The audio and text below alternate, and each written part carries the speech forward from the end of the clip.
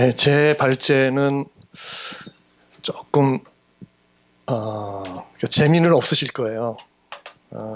왜냐하면 실제적인 얘기보다는 왜 우리가 이런 문화예술 미디어를 정말 선교적인 어떤 접목을 통해서 이렇게 활용을 잘 해야 되는지에 대한, 거기에 어떤 가치가 있는지에 대한 어떻게 보면 좀 원론적인 이야기들을 제가 이제 처음에 밑밥을 지금 까는 요 발제이기 때문에 근데 이제 우리가 한국 교회가 좀 뭐랄까요, 어떤 외부에서 뭔가 좋은 거 있으면 빨리 수용은 잘하고 그걸 적용은 열심히 하는데, 그 왜 이것이 중요한지에 대한 그 본질적인 부분들이 많이 약해서 이게 지속성이 많이 약한 것 같아요. 그래서 이번에 이제 제 발제는 좀 그런 부분들을 좀 보충하는 그런 걸로 생각하시고, 조금 지루하시더라도 저는 그냥 한정된 시간에 이게 빨리 맞춰야 되기 때문에 그냥 쭉 읽겠습니다. 그래서 옆에 나오는 이제 이 내용과 함께 이렇게 보시면서 들으시면 되겠습니다. 예배와 문화운동의 예술적 이해와 선교적인 이제 재현, 이것이 이제 제목이고요. 성도는 지성, 감성, 의지 등 이런 전인적 균형과 영육 간의 조화를 이룰 때 성숙한 그리스도인이 되는 것이죠. 예수 그리스도는 성도가 추구해야 할 가장 온전하고 지구한 또 목표이기도 하고요.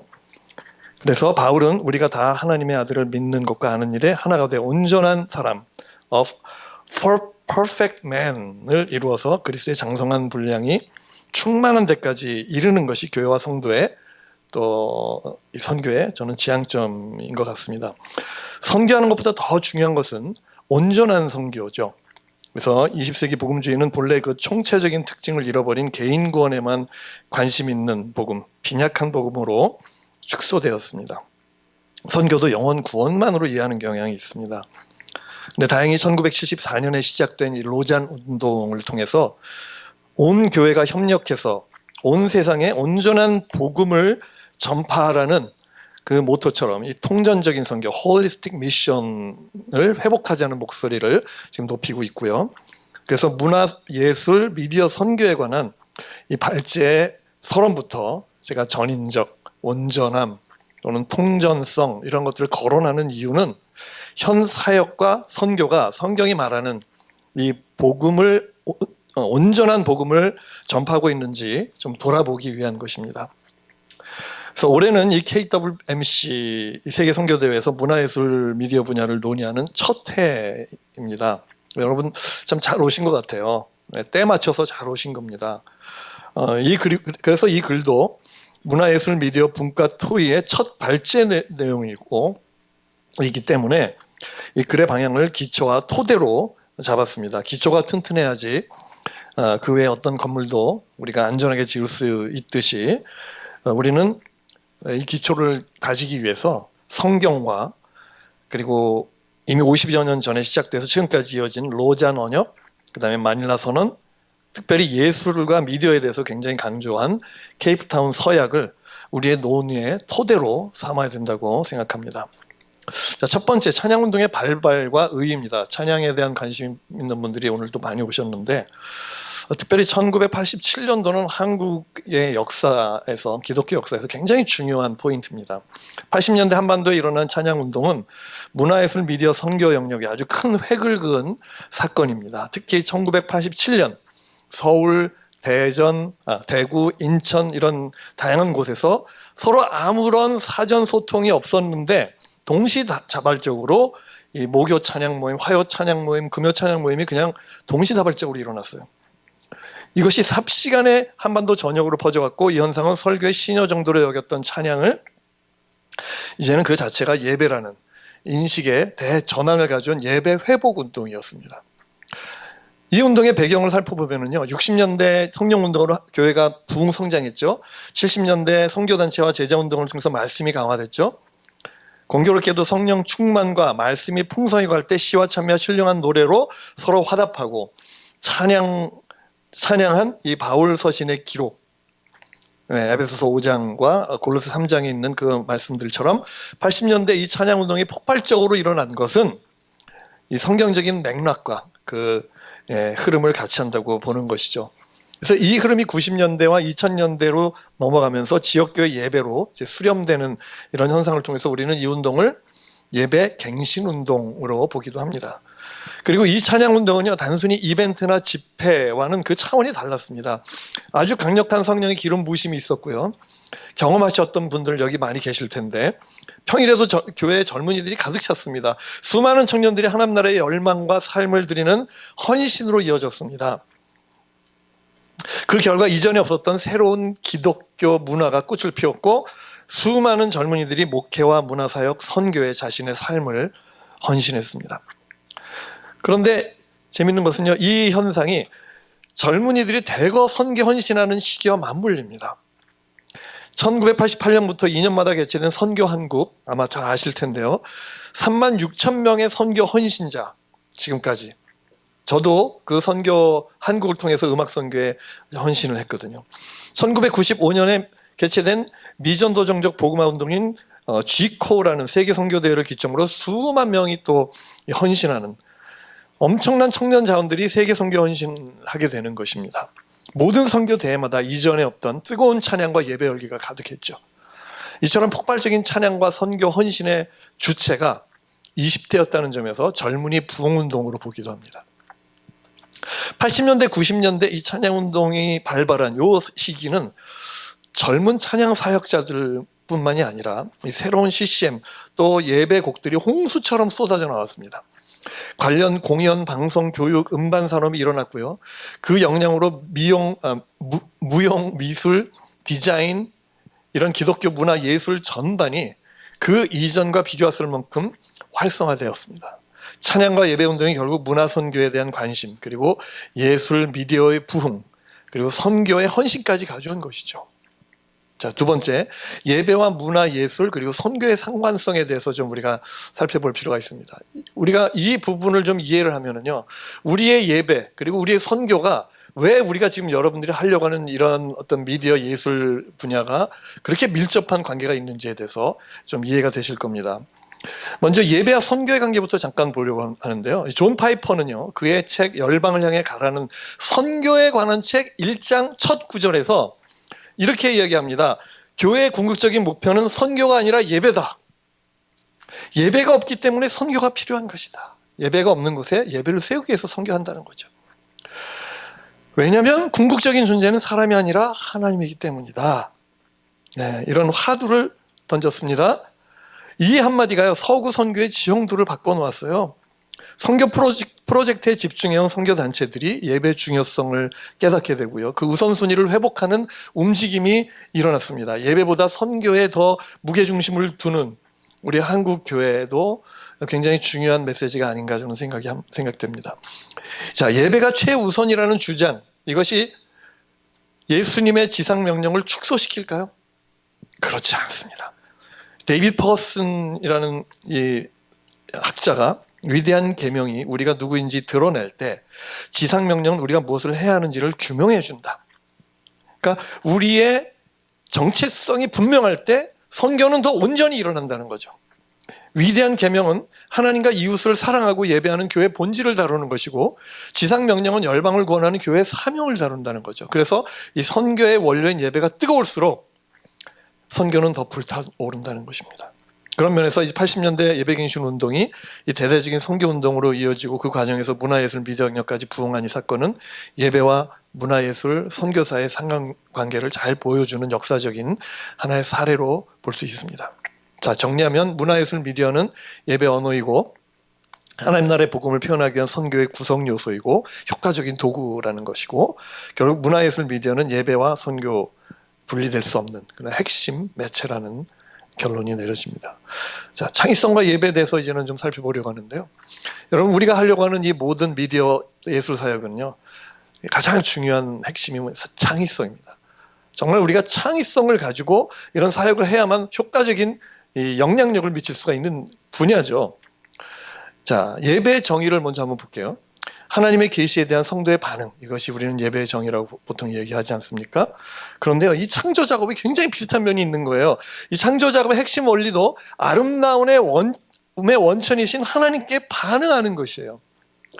마이클 카드가 얘기한 것처럼요, 예술가는 하나님의 하나님 되심에 합당하고 창조적으로 반응하는 것이다. 그래서 창조성이란 반응이다. 그러므로 여러분, 예배가 반응이라면 창작 활동, 우리 그리스도인이 하는 이 창작 활동은 그 자체가 하나님을 향한 예배인 것입니다.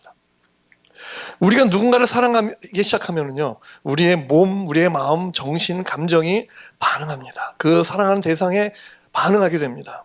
그렇듯 우리가 하나님을 사랑하면 그분께 반응하고 예배하고 글을 쓰고 노래하고 연주하고 창작하게 돼 있는 것입니다. 그것은 어떤 특별한 달란트를 있는 사람만에 해당되는 얘기 아닙니다. 예수 그리스도를 믿는 모든 사람들이 우리는 하나님의 그 창조성을 물려받은 하나님의 형상을 가진 존재이기 때문에 우리가 그 부분을 열어놓기만 하면 우리 안에 그런 창조적인 능력이 일어나는 거죠. 그래서 그런데 이게 너무 중요한 거예요. 그것은 반응이기 때문에 나에게서 비롯된 것이 아닙니다. 사실 우리의 창조 능력은요, 타락으로 손상되었어요. 그래서 어떤 사람은 창조 능력이 많고 어떤 사람은 창조 능력이 없는 분들, 정말 없는 분들도 계시죠. 하지만 나의 부족 또는 너는 안 돼, 너는 자격 없어라는 이 사단의 거짓에 위축될 필요 없습니다. 예술은 내 능력이 아니라 그분이 말씀하신 것, 그분의 아름다우심, 그분의 위대하심에 대한 반응이기 때문입니다. 그래서 포커스를 나의 연약함, 나의 부족한 이 재능에 두지 마시고 하나님 앞에 우리가 반응할 때 우리 안에 창조적인 능력이 살아나는 것입니다. 그래서 그분이 말씀하신 것, 그분의 아름다우심, 그분의 그 위대하심을 우리는 날마다 묵상해야 되는 것이죠. 예술활동은 그 반응을 예술로 승화시켜서 세상과 대화하는 것입니다. 미디어도 마찬가지예요. 마이클 카드도 그랬고 저도 그랬고요. 수많은 찬양 사역자들이 유명인이 되기보다 예배자가 되기를 선택했습니다. 더 창조적인 아티스트가 되고 싶으면 더 하나님께 가까이 나가야 되고요. 하나님을 더 온전히 예배할수록 영감은 배가 되는 것이죠. 그래서 하나님이야말로 이 창조의 근원이고 모든 아름다움의 원천이기 때문에 우리는 그렇게 해야 되는 것입니다. 제가 대학 시절에 작곡한 아침의 주의 인자하심을 또는 오직 주만이 이 찬양의 작곡 배경이 그래요. 말씀에 임하신 하나님의 강력한 임재 안에서 영감을 받고 하나님 앞에 반응했을 때 5분, 10분 안에 그냥 곡이 흘러나온 것입니다. 그런 곡들이 지금 30년 넘게 지금도 사람들에게 불려지는 것 같아요. 제가 뭔가 잘 쓰려고 했던 곡들은요, 얼마 못 가고 다 사라집니다. 참 말할 수 없는 신비예요. 세 번째, 아름다움과 예술의 가치에 대한 부분입니다. 저는 지난 34년 동안 음악, 문화선교, 찬양, 예배, 또 지역교회, 선교단체, 교육기관, 디아스포라와 선교적인 찬양사역 이런 다양한 경험을 두루 이제 겪어오면서 이렇게 좀 이런 오늘 우리가 다루는 이 주제에 대한 좀 통전적인 안목을 하나님이 좀 이렇게 주신 것 같아요. 그래서 이 여정에서 하나님께서 저에게 주셨고 또 제가 추구해온 이 삶과 사역의 가치를 한마디로 표현하면 아름다움입니다. 아름다움.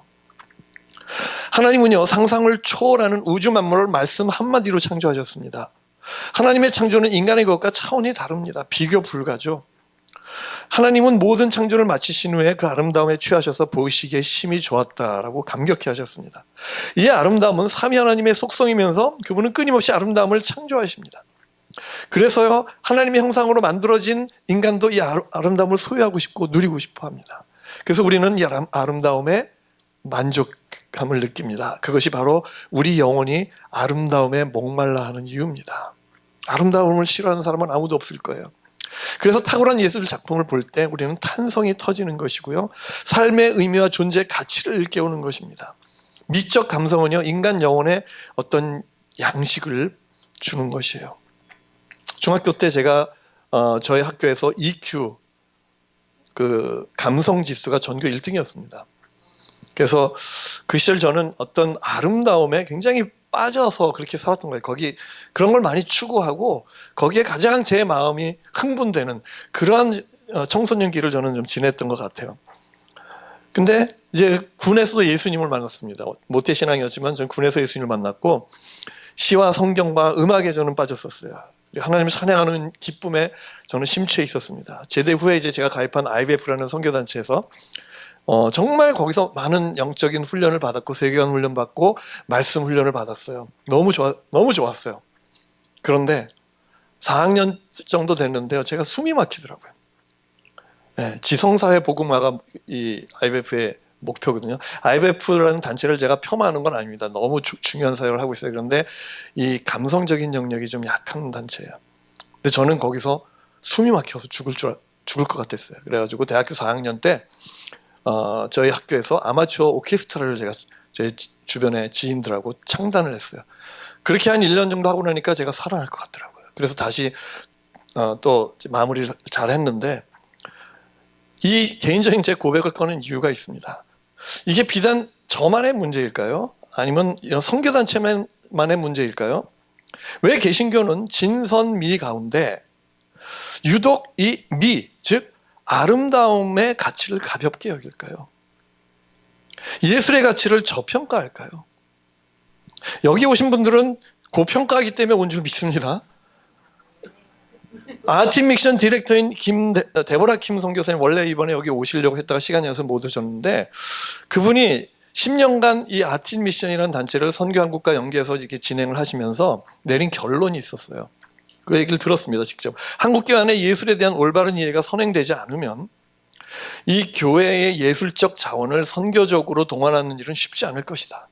여러분, 지금 선교지에 나가서 이런 일들을 열심히 하려고 하는데 지금 다 아까 얘기 들어보니까 이 자원이 없다는 거 아닙니까? 여러분들은 하고 싶은데 누군가 이 일에 좀 실제로 이 재능 있는 사람들이 마구 좀 선교지에 나와서 이분들과 함께 뭔가 이렇게 일을 선교적인 사역을 하고 싶은데 실제 자원이 없는 거예요. 한국에 그렇게 많은 자원이 선교적으로 동원이 안 되는 거예요. 교회에도 관심이 없기 때문에 그렇다는 거죠. 그래서 무엇보다 교회를 계몽하는 일부터 시작해야 된다고 조언을 했어요. 대한민국은요, 예술적 자원이 차고 넘칩니다. 지금 전 세계가 감탄한 이 한류 현상을 보면은 우리나라가 얼마나 예술성이 강한 나라인지 알 수 있습니다. 더 놀라운 것은 정확한 통계 자료를 좀 확인해 봐야겠지만 한류를 일으키는 아티스트, 배우, 음악가 가운데 크리스찬이 생각보다 굉장히 많아요. 지역교회에서 여러분 그냥 찬양 반주하는 이 밴드들이요, 지금 뭐 이런 그 대다수의 뭐 오디션 프로그램에 나가서 거의 탑 아티스트 다 연주하고 있어요. 여러분, 그런데 교회는 이들을 품을 수 있는 안목이 지금 없는 거예요.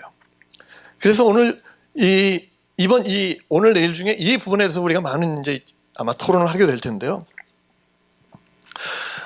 그래서 이들을, 예술가들이 자신의 재능을 통해서 복음을 전하고 선교적으로 쓰임 받을 수 있도록 이제 발굴하고 후원하고 서포트하는 이 일에 대해서 우리가 이제 함께 토론하게 될 겁니다. 근데 다른 한편으로는요, 문화예술 미디어 사역을 또 교회 성장을 위해서는 활용하고 싶어요. 관심이 그냥 교회 성장밖에 없는 거죠. 포스트 모던 시대에 이제 여전히 이런 이성 중심적인, 진리 중심적인 신앙 체계, 여기에 갇혀 있는 우리 한국교회 한계로 보여지는 것 같아요. 자, 오늘날 사회는 미의 가치, 예술의 가치를 예전에 비해서 굉장히 중시하는 분위기입니다. 하지만 한국교회는 여전히 제자리 걸음인 것을 우리는 좀 이제 돌아봐야 될 것이고요. 이제 하나님 나라에서 이들의 가치와 역할을 제대로 알고 회복하는 일은 목회와 선교 혁신의 저는 영순이라고 생각합니다. 교회 역사가 토마스 패터슨은요, 실제로 루터의 음악이 그의 설교보다 더 큰 영향을 끼쳤다고 했고요. 당시 예수회 소속이었던 콘제니우스는 루터의 찬양은 그의 글이나 설교보다 더 강하고 힘이 있었다고 고백합니다. 자, 예술가들은요, 굉장히 중요한, 제가 이제 좀 이야기를 나누려고 합니다. 이 시대의 예언자입니다. 무너져가는 정신적, 영적 털을 다시 닦고 묵시적 메시지를 던질 수 있는 선지자들입니다. 기존의 교회 지도자들이 줄 수 없는 시인의 리더십을 지닌 존재입니다. 이 시인의 리더십이라는 걸 여러분 좀 유념해서 보실 필요 있습니다. 이 시인은요, 서사적인 판을 짜는 사람들입니다. 모두가 문제 속에 파묻혀서 갈 길을 잃고 헤맬 때 시인은 논리가 아닌 직관으로 인생과 역사의 정곡을 꿰뚫는 화두를 던지는 사람들이에요. 교회 목회자들만의 영적인 리더십이 있는 것이 아니라요, 우리 아티스트들, 예술가들, 미디어 사역자들에게도요, 그러한 리더십이 있는 것입니다. 이 시대를 분별할 수 있는, 정곡을 찌를 수 있는 그런 화두를 던질 수 있는 그런 리더들이에요. 이걸 한국교회가 그동안 놓치고 있었다는 거죠. 선교지는 더합니다. 더할 나위 없습니다. 여러분, 한 사람의 미디어 사역 예술가들이 선교지에서 그 나라의 핵심적인 문제를 정말 전곡을 찌를 수 있는, 화두를 던질 수 있는 그러한 탁월한 리더십들인 것이죠. 팬데믹을 지나면서 다행히 이 선교계에서 예술 미디어 종사자들의 가치가 지금 두각되고 있는 건 참으로 참 감사한 일이고요. 그래서 이들이 이제 전통적인 선교 방법론으로 접근하지 못한 아름다움과 직관으로 그 종족과 문화의 결핍에 결정적인 해답과 인생의 화두를 던지고 복음에 눈을 뜨게 해주는 그런 새로운 선교 리더십으로 세워져야 할 때가 이제 오늘 이 선교 대회로부터 이제 시작이 됐으면 좋겠습니다. 이제 예술과 케이프타운 선언에 대한 중요한 요 부분만 이제 다루고 이제 제언을 하고 마무리하도록 하겠습니다. 이제 교회사가 펠리칸이라는 분이 그리스도 예수를 가장 포괄적으로 표현하는 개념을 진선미라고 했거든요. 즉 기독교는 십자가에 죽으시고 부활하신 예수 그리스도의 참되고 선하시고 아름다우심을 믿고 나가서 눈으로 보고 하나님의 얼굴을 구하는 것이다 라고 표현했어요. 이것이 우리가 추구해야 될 복음의 총체적인 면이라는 거죠. 이 중에 하나라도 빠지면 신앙이 왜곡되고 영적 정서가 메마르게 되는 것입니다. 그래서 오늘날 우리 상황을 보면은 16세기 종교개혁, 18세기 계몽주의 역량으로 이게 이성과 지적인 역량만 너무 강조되어 왔기 때문에 이 미의 영역이 축소되었던 거죠. 네. 자, 그래서 감사하게도 1974년 세계 복음화 운동에 있어서 가장 중요한 신학적 문서인 로잔 언약, 거기서 이제 총체적 복음에 대한 논의를 회복하기 시작했습니다. 그리고 문화와 선교에 대한 기준을 제시했어요. 특히 2010년도에 케이프타운 서약은요, 선교에 있어서 미디어와 예술의 가치 활용에 대해 적극적으로 논의한 문서가 됩니다. 거기서 두 가지만 볼게요. 미디어적 영역은 미디어 문화 가운데 그리스도의 진리를 드러내는 자들로서 미디어와 테크놀로지에 대한 비판적이고 창조적인 방법으로 참여할 것을 다짐했습니다. 그 대회에서. 그리고 이를 위해서 미디어에 대한 계몽, 그 다음에 기독교적 모델 발굴, 인적 자원 구축, 창의적 사회까지 적극 권장하려는 의지가 물씬 풍기는 그러한 대회였습니다. 또 예배 예술, 아트 인 미션 항목에서는요, 인간은 하나님의 형상을 품고 있기에 창의성이라는 은사를 갖고 있다. 그래서 다양한 형태의 예술을 통합적 인간 행위의 일부이며, 다양한 형태의 예술은 통합적 인간 행위의 일부이며 하나님의 아름다움과 진리를 반영할 수 있다라고 강조했습니다. 특히 예술가들은 진리를 말하는 자들이고, 따라서 예술은 우리가 복음의 진리를 말할 수 있는 중요한 구성 요소가 된다라고 선언했어요. 또 선교 현장에서 예술가의 역할, 그리고 예술의 가치와 선교적 역할을 처음 인정하는 아주 획기적인 선언을 한 것입니다. 드라마, 춤, 이야기, 시각, 이미지, 이러한 모든 것들이 우리의 분열이라는 실체와 복음의 핵심으로서 만물이 새롭게 될 것이라는 소망의 실제를 드러내는 표현들이 될 수 있다라고 얘기했어요. 그래서 이 예술의 다양한 장르를 구체적으로 소개한 거죠. 자, 오늘날 그래서 선교에 있어서 예술은 아직 미개척 분야다. 교회가 보다 적극적으로 예술 분야에 참여할 것을 촉구한다 라고 선언했습니다. 강조했어요. 이 기초하에서 우리는 이런 논의를 지금 하고 있는 것입니다. 마지막 선교적 제언을 드리면요, 이제 5가지만 제가 드리겠습니다. 첫 번째, 로잔 운동의 이 총체적 선교의 안목과 선언문을 기반으로 예배 예술 미디어 분과는 지속적인 연구와 현장 접목을 통해서 한국형 선교 서약문과 실천 항목들이 계속 업데이트돼야 된다. 오늘 한 번으로 끝나는 것이 아니라 이것이 1년에 또는 2년에 한 번씩 계속 이번에 나눴던 이거를 기초로 해서 여러분들이 주셨던 그 의견들을, 토론들을 통해서 다 모아서 또 업그레이드되는 계속적인 이런 것이 필요하다는 거죠. 그래서 제2의 케이프타운 선언이 우리 한국형으로 이게 나올 가능성이 있다는 거죠. 그렇죠? 둘째, 예배, 예술, 문화, 미디어, 선교 각각의 영역이 융합되기 위한 구체적인 방안이 좀 필요합니다. 그래서 이것이 실현될 때 각 영역만으로 이룰 수 없는 놀라운 선교적 시너지와 열매가 발생하게 될 것이라고 저는 믿습니다.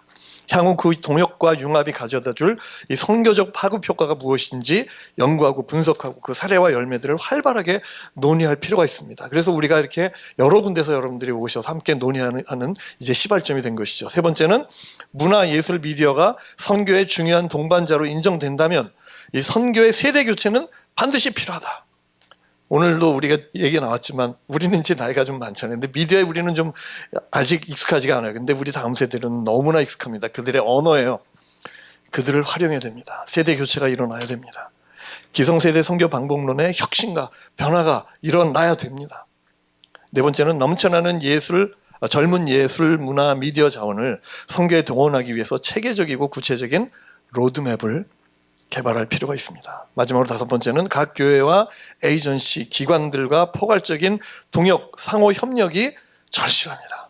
혼자서는 안 됩니다. 다양한 단체들이 이번에도 여기 지금 모였습니다. 그래서 향후 예배, 예술, 미디어 분과는 지속성을 갖고 다양한 단체와 경쟁, 중복을 피하고 상호 협력과 연합과 동역의 노력이 필요합니다. 네, 이상입니다.